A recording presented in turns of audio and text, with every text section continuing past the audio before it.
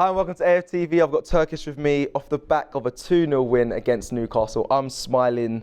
Turkish, was it a convincing 2-0 win from the Arsenal today? It wasn't convincing, but we got the win and the clean sheet.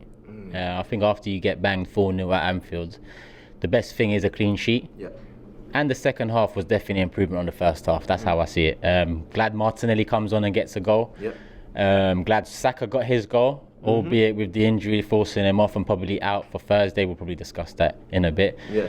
You know, there's wins and losses from this game. But the main thing is we got the win, we bounced back from Liverpool and we kept the clean sheet as well, which helps the defenders because they've been praised so far this season. Yeah. It's a fresh back line, but then you go to Liverpool, you open up the way we did, and there's always going to be questions about, is it the same old Arsenal?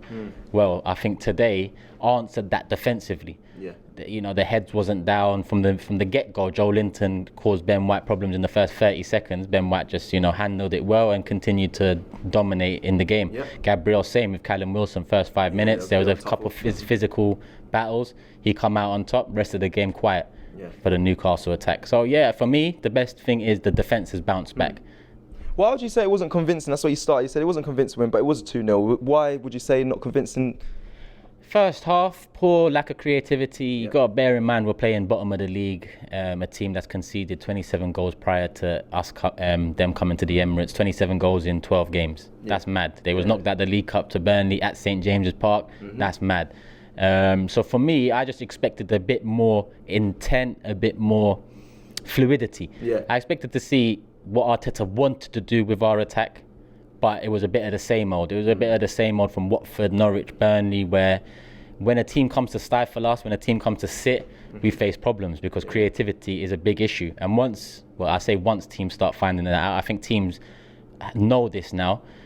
It's going to be difficult games coming up. I'm not necessarily talking about Man United away because I think they'll be a lot more open than a Newcastle or a Watford, Burnley, Norwich. Even Everton, potentially a bit more open. Yeah. But when you're playing the teams in the lower half of the league and you lack creativity, you lack creating big chances, they're going to come to stifle.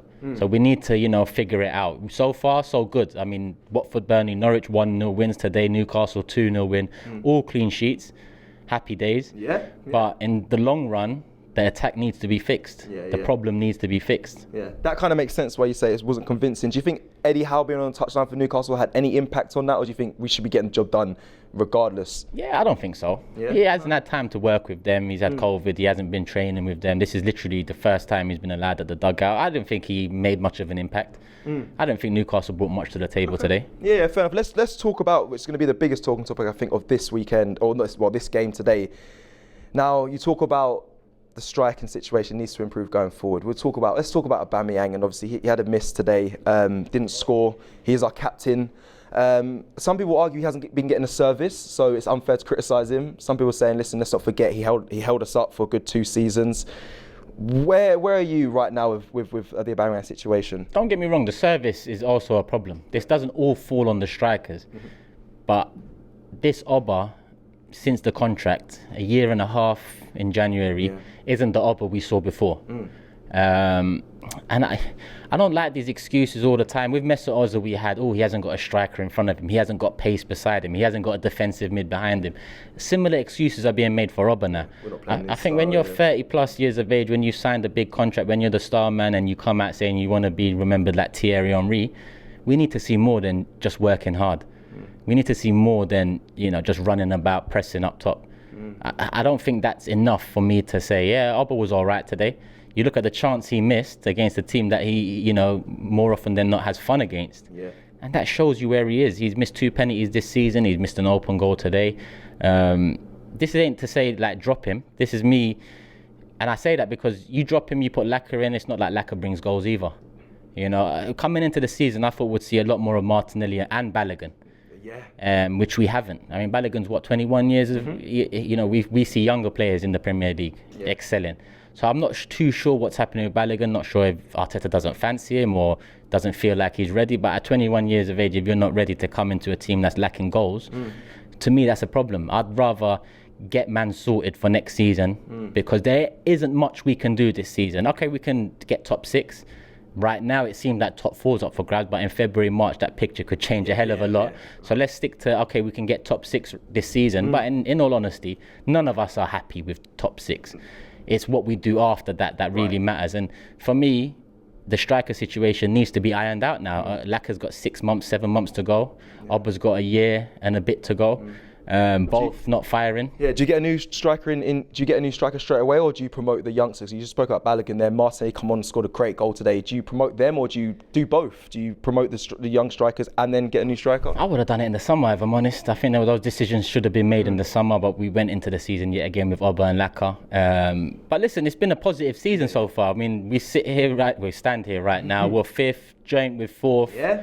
We're comfortable right now in this position. I mean, whatever happens in the rest of the results this weekend, we are going to remain in 5th. West Ham got Man City away next. We welcome West Ham to the Emirates in a few weeks.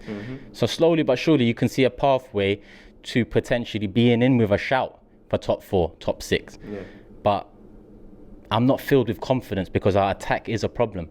Like defensively, amazing. The turnaround, amazing. The personnel, fresh. I like what I'm seeing. But the transition and the creative problem, I think it's going to come back and bite us this season. Okay, let's end with these questions that you asked at the end of the watch along today. You asked 2 quick fire questions. Saka looks like he obviously got an injury towards the end of the game. He come off. He might not be available this Thursday. Who goes in for him?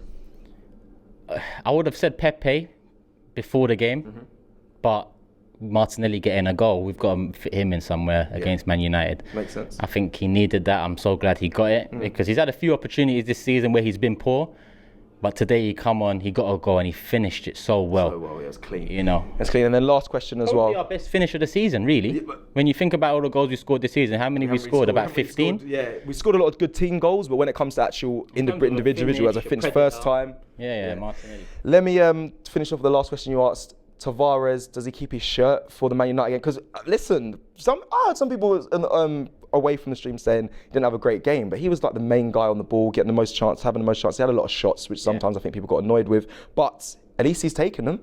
He's taking shots. First half, he just wasn't efficient. You know, he had a few wayward shots, 3-4 wayward shots, and when you're not efficient and you're getting space on that side, you're going to look like a problem. But at the end of the day, if you've turned that lack of efficiency around in the second half, which he did. Not only did he get an assist, but he had a few balls into the box that caused problems, where in the first half he wasn't quite looking up, he was over hitting the crosses, he was shooting when maybe he should have taken a bit more time with it. I think that's just part and parcel of a raw young player that he is. Now going into the Man United game, they pose a different threat. It's away. Kieran Tierney for me is a leader, he's a character, he's someone that he not only has qualities on the ball, but he has qualities off of it too. And we miss that still. We still miss leaders and characters on the pitch. 100%. In times of need, you know, you're going to need that, especially away from home against the big sides. Is this me saying drop Tavares? If it's a choice out of the 2 for the left-back position against Man United, I'd choose Tierney. But in all honesty, I'd probably double up on that side, considering, you know, United have got threat on that, Greenwood, Sancho. They've got pace on that side, bit of trickery. I think it might be wise to set up a bit better than we did against Liverpool, albeit they are a weaker side than Liverpool. They have an abundance of talent, United. And we're not playing Ole's United. We're not playing Carrick's United. We're playing not Ralph's United yet, but a rejuvenated United that see a light at the end of the tunnel.